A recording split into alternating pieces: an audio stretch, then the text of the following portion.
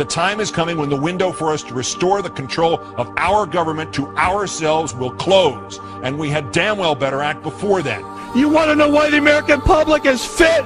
They're fit because they're not seeing their Congress do the work that they're sent to do. We need to demand more of our elected officials. Damn bills that come out here all the damn time. Come out here in the last second. I gotta try to figure out how to vote for my people. Bathed in the excesses of power, they passed a bill that by their own admission, they hadn't read. This is PR politics. Unanimous consent that we bring up the bill to extend the tax cut for 160 million Americans. As you walk off the floor, Mr. Speaker, you're walking out. If you want to stand up on the floor of the Senate and defend the Wall Street banks like Bank of America and the credit card companies, be my guest. I would rather stand with the consumers and retailers who've been taken to the cleaners for years and years. Why aren't we questioning the underlying premise of the need for a bailout with taxpayers' money? Why aren't we passing new laws that stop the speculation which triggered this? Why aren't we directly helping homeowners with their debt burden? Why aren't we helping American families faced with bankruptcy? Why aren't we reducing debts for Main Street instead of Wall Street? Is this the United States Congress or the board of directors of Goldman Sachs? When I fuck up, who bails me out? No one. There is no one here to object. This is why the American people have thrown you out of power. You see, you're right. It is within your sole discretion to recognize a member. But you chose to exercise the power of the gavel, Madam Speaker. Therein lies the problem. If he's not here to pull off this political stunt, then we should just proceed and this bill should be withdrawn. It is the right thing to do by the American people to stop these tactics. Enough! And make no mistake about it, this is not about national security. But my point about this is a war without end. I'm afraid of giving up the right to trial by jury and hoping that someday they will declare an end to this war and they'll give back the right to trial by jury. Mr. Speaker, a nationwide revolt is developing over the body scanners at the airports, and it should. And we also know there are individuals who are making money off this. They say, trust us. Trust us, the people who brought us Katrina, to be competent in face of a disaster. Trust us, the people who brought us warrantless wiretapping and other excesses eroding our civil liberties. Trust us. Many of us were told in private conversations that if we voted against this bill on Monday, that the sky would fall, the market would drop 2,000 or 3,000 points the first day, another couple thousand the second day, and a few members were even told that there would be martial law in America if we voted no.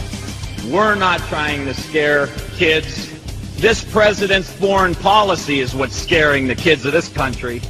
Well, it's the same people that told us Saddam Hussein had something to do with 9/11.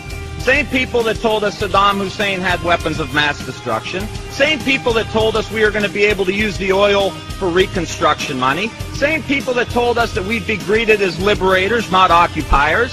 Same people, same president that told us the Taliban is gone. Same president that told us that Poland is our ally 2 days before they pull out. Same president that tells us Iraq is going just great. Same president that tells us the economy is going just great. Same people that told us the tax cut was going to create millions of jobs. Same people that told us that the Medicare program only cost $400 billion when it really cost $540 billion. So please forgive us for not believing what you're saying. Please forgive the students of this country for not believing what you're saying. Not one thing about this war that has been told to the American people or that has been told to these college students has been true. Not one thing. Bremer says we need more troops. The Pentagon says we need more troops. And this president can't get them from the international community. There's only one option left. Let's be honest with the American people. Fascism, by definition, is when corporations team up with organized religion and control the government. Do I have to say anything more? Wouldn't you say that we're on the brink if we're not there? We're witnessing a slow and steady takeover of our true freedoms. And now we see the government taking over banks. We see the government taking over car companies, insurance. We're being told what cars we can drive, how much we can make. And now they want to take control of our health care. It's one more attempt for them to put everything that we do day and night under the control of the federal government. Are you willing to sacrifice your freedom for liberty? Well, I say that they're taking away our free will. The American people are being forced to do something they don't want to do. But there really is a difference between us, and it's basically this. We don't think the government should be in control of all of this. We want people to be in control. And that, at the end of the day, is the big difference. What they are trying to do is create an America very unlike the America that has existed for centuries. The thing associated with America, freedom, is precisely what must be destroyed if this is to be turned into a fundamentally different country to suit Obama's vision of the country and of himself. I think he's going way beyond his constitutional powers assigned to the executive branch, which is, by definition, an imperial precedent. Once again, total power in one person's hands, not the American way. He's centralizing power inside the Beltway, taking power and decision-making from families, from individuals, and as a consequence, what he's doing is building an unchecked executive. Now, I hate to point fingers at anybody, but the President administration probably has a lot to do with that. But you know who's responsible for it? We are. Personal responsibility. Where is the outrage to come from? From you. It turns out you're the knight in shining armor. First, you got to get mad. You've got to say, I'm a human being. God damn it. My life has value.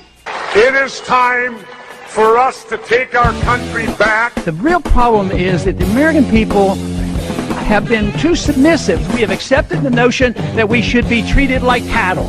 Make us safe, make us secure, put us in the barbed wire. It's time for the American people to stand up and shrug off the shackles of our government. And the way I see it, they're not going to quit doing it until they bring this country to its knees. So I think we should all rise up and we should stop this administration from what they're doing, because they're destroying this country. We, the people, have got to get control back of our country. The American people will revolt. Our government sucks. So what do you say? Maybe we should all just stop paying our taxes and revolt, because this is bull. When our forefathers wrote the Constitution with the right to bear arms, it was not about hunting and fishing. The Second Amendment, the right to bear arms, is there so that we, the public, if our government gets out of control, we have the ability to rise up and change it. Now, many people have said to me, well, wait a minute. How could we, the citizens, ever stand up to the U.S. government and their entire military might? Well, wait a minute. I got the answer. We threw everything we had at Vietnam, and they were nothing but a bunch of farmers with a few AK-47s, and they withstood it all.